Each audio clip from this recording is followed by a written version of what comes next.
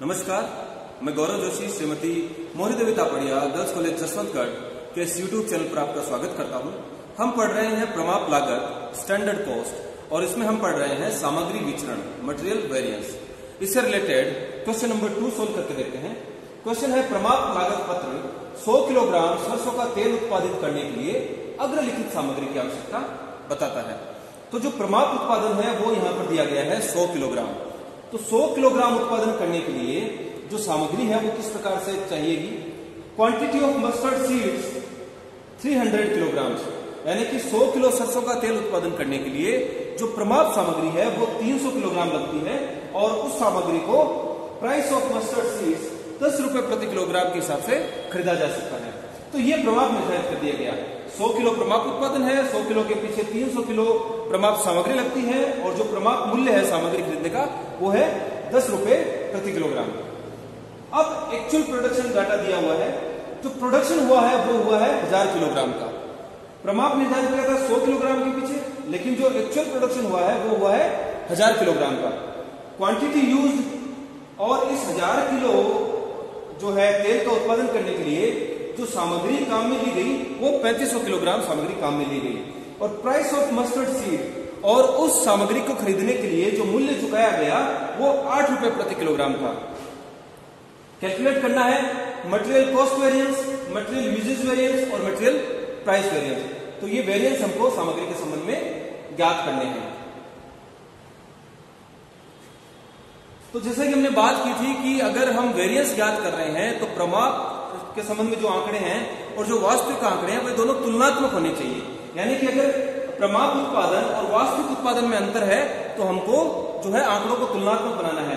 तो ये जो आंकड़े दिए गए हैं क्वांटिटी के संबंध में तो वो 100 किलोग्राम प्रमाप उत्पादन के पीछे दिया गया है, लेकिन ये जो क्वांटिटी दी गई है 3500 किलोग्राम ये 1000 किलो उत्पादन के पीछे वास्तविक जो है क्वांटिटी यूज हुई है। तो प्रमाप उत्पादन और वास्तविक उत्पादन में अंतर है, इसलिए जो ये क्वांटिटी है प्रमाप मात्रा है उसको हमको एक्चुअल प्रोडक्शन के लिए ज्ञात करना होगा तुलनात्मक बनाने के लिए। तो standard quantity for actual production क्या होगा। Standard quantity upon standard production into actual production. तो स्टैंडर्ड क्वांटिटी है 300 किलोग्राम, ये 100 किलोग्राम स्टैंडर्ड प्रोडक्शन के पीछे हमने तय की थी, जबकि एक्चुअल प्रोडक्शन हुआ है 1000 किलोग्राम का। तो प्रमाप हमने निर्धारित किया था 100 किलोग्राम के पीछे। तो 100 किलोग्राम के पीछे जो प्रमाप मात्रा थी वो 300 किलोग्राम थी, लेकिन अगर 1000 किलोग्राम उत्पादन के पीछे अगर हम प्रमाप मात्रा निर्धारित करते तो कितनी करते 3000। और अब ये दोनों तुलनात्मक हो गई है, स्टैंडर्ड क्वांटिटी और जो एक्चुअल क्वांटिटी है अब ये दोनों तुलनात्मक बन गई है, क्योंकि हमने स्टैंडर्ड क्वांटिटी को एक्चुअल प्रोडक्शन के लिए ज्ञात कर लिया है।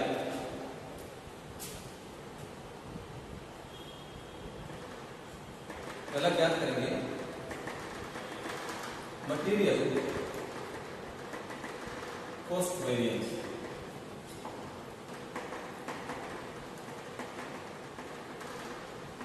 Total standard cost minus total actual cost. तो सामग्री के संबंध में जो कुल लागत है उसका जो विचरण ज्ञात करेंगे तो उसमें से कुल प्रमाप लागत में से जो कुल वास्तविक लागत है उसको घटा दिया जाएगा। तो total standard cost standard quantity into standard price minus actual quantity into actual price. तो यहां पर स्टैंडर्ड क्वांटिटी है 3000 किलोग्राम, ना कि 300 किलोग्राम। 3000 kilogram standard quantity. अगर 1000 इकाइयों के उत्पादन के पीछे प्रमाप निर्धारित किया जाता तो 3000 किलोग्राम की क्वांटिटी प्रयोग में आती का निर्धारण प्रमाप के रूप में हम निर्धारित करते हैं। और इसका स्टैंडर्ड प्राइस है 10 रुपए। तो 1000 इकाइयों के उत्पादन के पीछे 3000 किलोग्राम सामग्री काम में आती है और उसको खरीदा जाता, जो प्रमाप मूल्य निर्धारित किया था वो था 10 रुपए प्रति किलोग्राम। तो जो टोटल कॉस्ट 1000 इकाइयों के उत्पादन के पीछे जो प्रमाप के रूप में निर्धारित होती वो थी 30,000 रुपए की, 30,000 रुपए। लेकिन जो 1000 इकाई के उत्पादन के पीछे जो एक्चुअल कॉस्ट आई है वो है 3500 किलो जो है क्वांटिटी का उपयोग हुआ है, और इस क्वांटिटी को, इस मात्रा को 8 रुपए प्रति किलोग्राम के हिसाब से खरीदा गया। तो 3500 किलो सामग्री खरीदी गई 8 रुपए प्रति किलोग्राम के हिसाब से, तो 28,000 रुपए एक्चुअल कॉस्ट आई सामग्री की। तो 30,000 रुपए जो है वो हम प्रमाप लागत है, और 28,000 की है वास्तविक लागत। तो इन दोनों का अंतर है 2,000 रुपए, और ये फेवर में है, क्योंकि हमने जो प्रमाप निर्धारित किया था वो 30,000 रुपए का निर्धारित किया था कि 30,000 रुपए लागत आएगी प्रमाप लागत, लेकिन एक्चुअल लागत आई 28,000 रुपए की। तो 2,000 रुपए का अंतर आया है लागत में, और ये 2,000 रुपए हमारे फेवर में है, क्योंकि प्रमाप लागत से वास्तविक जो लागत है वो कम है। दूसरा,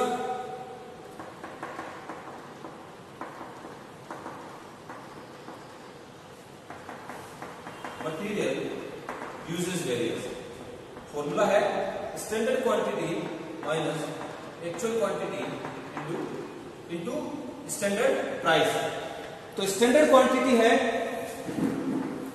3,000, एक्चुअल क्वांटिटी है 3500, स्टैंडर्ड प्राइस है 10 रुपए।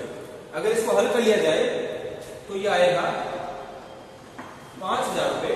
एडवर्स, प्रतिकूल है, यानी कि हमने सामग्री की मात्रा का निर्धारित किया था, प्रमाप मात्रा निर्धारित की थी 3,000 कि 1000 इकाइयों के उत्पादन के पीछे 3,000 किलोग्राम सामग्री लगेगी, काम में आएगी। लेकिन जब एक्चुअल में प्रोडक्शन किया तो 3500 किलोग्राम सामग्री उपभोग हुई, यानी कि जो है वास्तविक जो मात्रा है वो ज्यादा उपयोग में आई। सोचा था 3,000 किलो सामग्री प्रयोग में होगी, लेकिन वास्तविक प्रयोग में आई 3500 किलोग्राम सामग्री। तो जो ये वेरिएंस है, जो ये अंतर है वो प्रतिकूल है, क्योंकि प्रमाप मात्रा से वास्तविक मात्रा अधिक प्रयोग में आई है। तीसरा है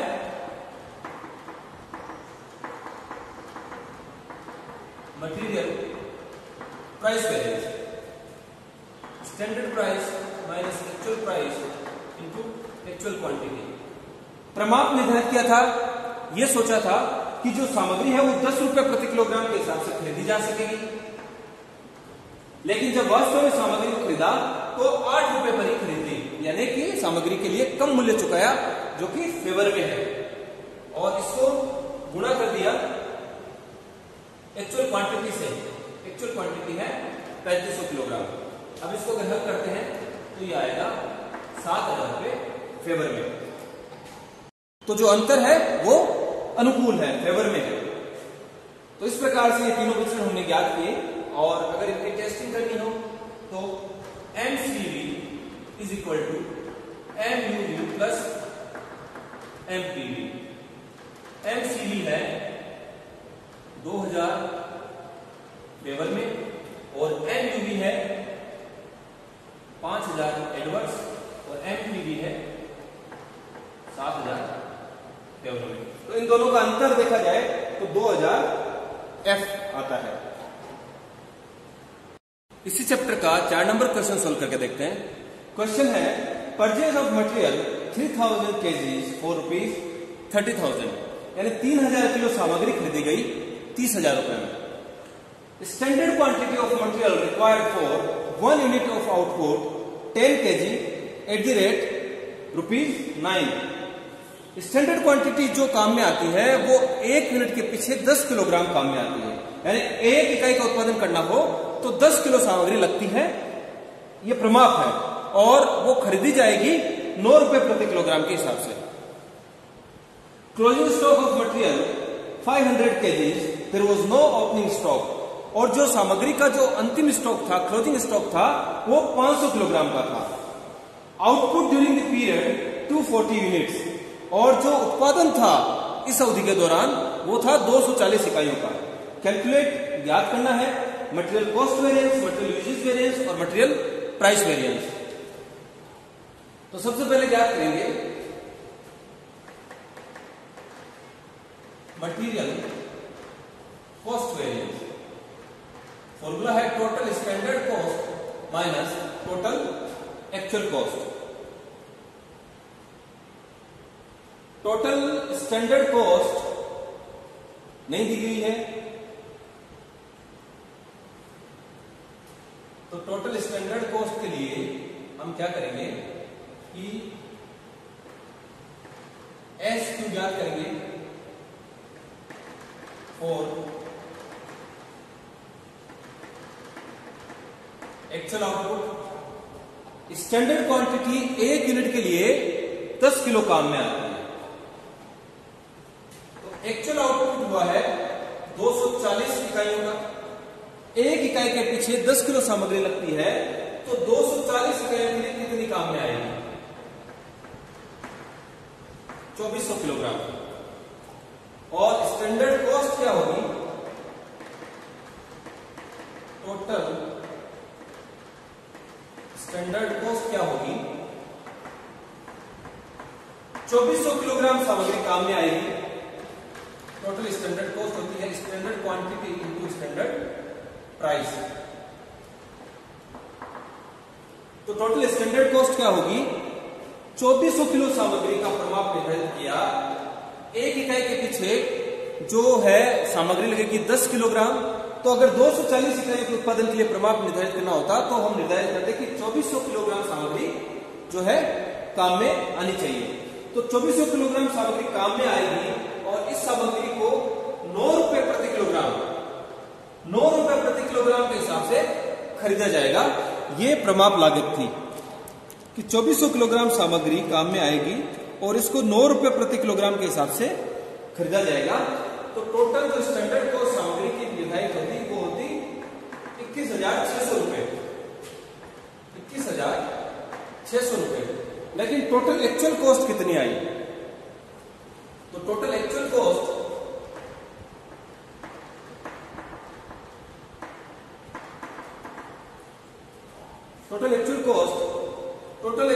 ज्ञात करने से पहले हम ज्ञात करेंगे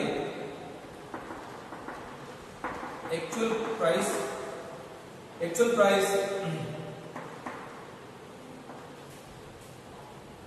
मटेरियल 3000 किलोग्राम मटेरियल खरीदा 30,000 रुपए में। तो एक्चुअल प्राइस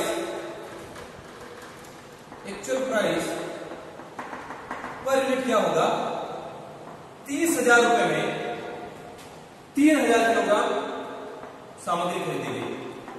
तो 1 किलोग्राम सामग्री खरीदी गई 10 रुपए में, यानी 3000 किलोग्राम मटेरियल खरीदा गया 30,000 रुपए में, तो 1 किलोग्राम सामग्री का मूल्य है 10 रुपए। तो ये एक्चुअल प्राइस है। अब actual quantity used. Actual quantity कितनी यूज की? Purchase of material minus closing stock. 3000 kilogram सामग्री खरीदी गई और इस 3000 किलोग्राम सामग्री में से 500 किलो अंतिम स्टॉक के रूप में बच गया। तो इसका मतलब यह हुआ कि 2500 किलोग्राम सामग्री जो है उत्पादन में वास्तविक रूप से प्रयोग की गई। तो एक्चुअल क्वांटिटी जो वास्तविक मात्रा जो प्रयोग में की गई है सामग्री की वो है 2500 किलोग्राम। परचेज ऑफ मटेरियल है 3000 किलो, 500 किलो का क्लोजिंग स्टॉक है। एक्चुअल क्वांटिटी यूज हुई 2500 किलोग्राम।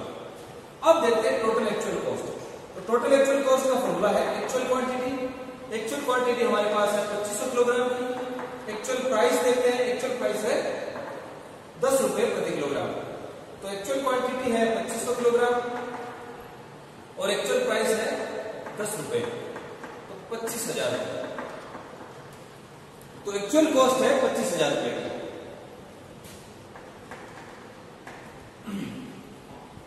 इस क्वेश्चन में जो प्रमाप लागत निर्धारित की थी सामग्री की, कुल प्रमाप लागत वो लागत थी 21,600 रुपए की।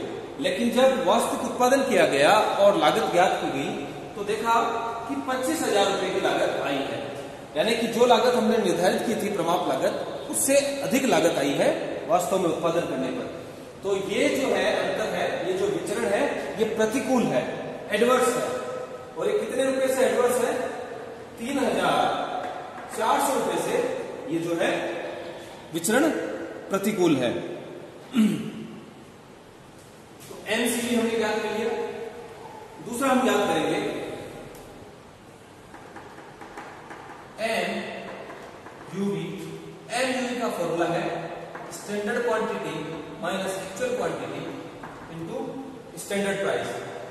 स्टैंडर्ड क्वांटिटी हमने ज्ञात की थी, स्टैंडर्ड क्वांटिटी है 2400 kilogram. Standard quantity for actual output.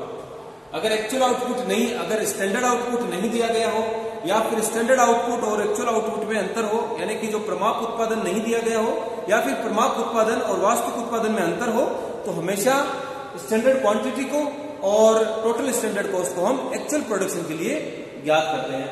तो हमने स्टैंडर्ड क्वांटिटी को यहाँ पर एक्चुअल, यहाँ पर जो स्टैंडर्ड आउटपुट है नहीं दिया गया इस क्वेश्चन में, तो हमने स्टैंडर्ड क्वांटिटी को, जो कि एक इकाई के पीछे 10 किलो लगती है स्टैंडर्ड क्वांटिटी, उस स्टैंडर्ड क्वांटिटी को एक्चुअल आउटपुट 240 इकाइयों के लिए हमने ज्ञात किया। तो 2400 किलोग्राम जो है स्टैंडर्ड क्वांटिटी है। यानी कि 240 इकाइयों के पीछे अगर हम सामग्री की प्रमाप मात्रा निर्धारित करते तो 2400 किलो निर्धारित करते, लेकिन जब एक्चुअल में 240 इकाइयों का उत्पादन किया गया तो 2500 किलोग्राम सामग्री काम में आई, एक्चुअल क्वांटिटी यूज। तो ये विचरण भी प्रतिकूल है, क्योंकि 2400 का प्रमाप निर्धारित किया गया, लेकिन जब वास्तव में जो सामग्री काम में आई वो 2500 किलोग्राम आई, तो 100 किलोग्राम सामग्री ज्यादा काम में आई।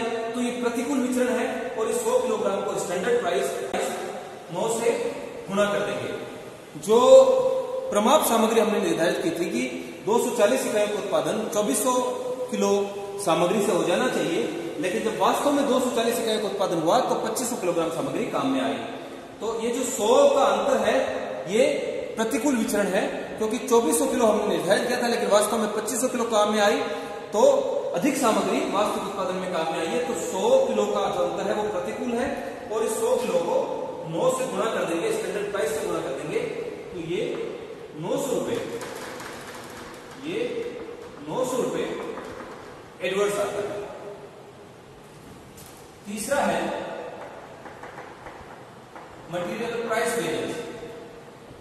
Standard price minus actual price into actual quantity. जब प्रमाप निर्धारित किया था तो यह निर्धारित किया था कि 9 रुपए प्रति किलोग्राम में सामग्री खरीद ली जाएगी, तो स्टैंडर्ड प्राइस है 9 रुपए, लेकिन जब वास्तव में सामग्री खरीदी तो 10 रुपए प्रति किलोग्राम के हिसाब से सामग्री खरीदी गई, तो 1 रुपए अधिक मूल्य पर सामग्री खरीदी गई। यानी कि ये जो अंतर है ये प्रतिकूल है, एडवर्स है, और इस 1 रुपए को एक्चुअल क्वांटिटी जो 2500 किलोग्राम काम में आई है उससे गुणा कर देंगे, तो 2500 एडवर्स।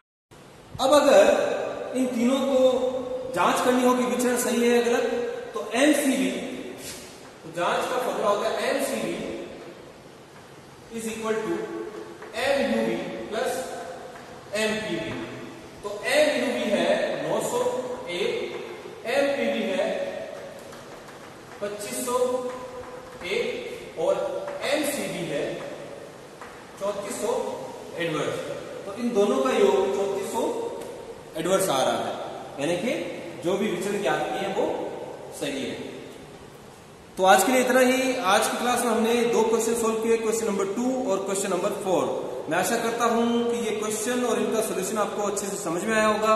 इस वीडियो को लाइक कीजिए, शेयर कीजिए, हमारे YouTube चैनल को सब्सक्राइब कीजिए। धन्यवाद।